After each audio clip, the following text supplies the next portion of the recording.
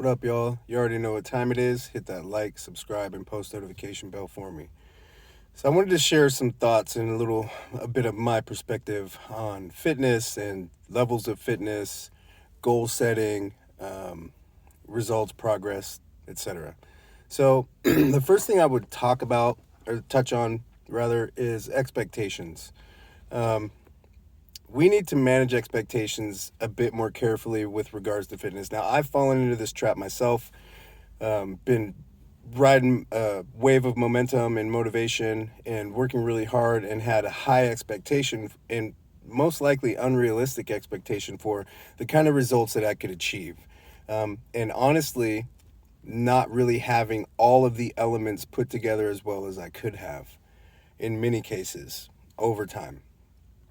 Now, one way that we get around that, and what a hot commodity, I guess I should say, would be challenges. Now, challenges can be really motivating, and short-term goals are super manageable, and we can come out of the gate hot and get really dramatic results. However, I think we lose a bit of real habit building and sustainable mindset and perspective when we just focus on short-term goals and don't plan for longevity and adaptability.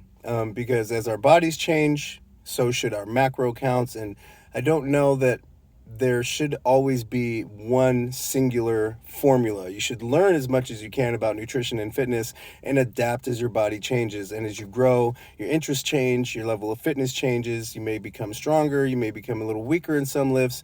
And these aren't failures, so to speak. These are just adjustments in life and lifestyle that one needs to make with regard to fitness.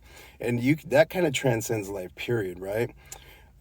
So I want to add in closing that if you look at someone who has a physique that you admire or that you aspire to be like, or who inspires you to pull out the best in your physique, you should realistically expect that it's not going to take 12 weeks. It is not going to take 6 months. It'll take you upwards of a year plus. The muscle that I have, that I've uncovered and revealed through body fat loss and nutrition and careful programming with my training, this is muscle that I've been building and refining for the better part of 15 to 20 years. So well, muscle comes and muscle goes, and you have weight fluctuations when it comes to lean tissue mass.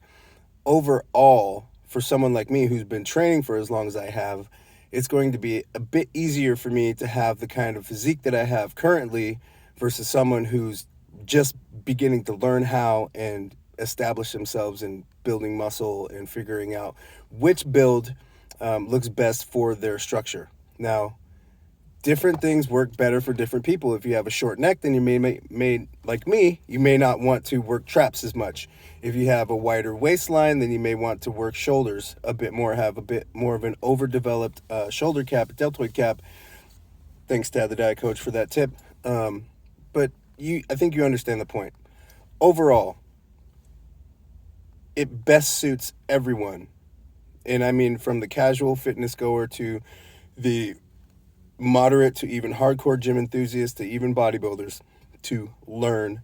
This is the number one key component to, well, not number one, but one of the top elements and components to learning and adjusting and growing into your fitness, right? Because your fitness is certainly not going to be mine. Mine's certainly not going to be yours, and so on goes down the line.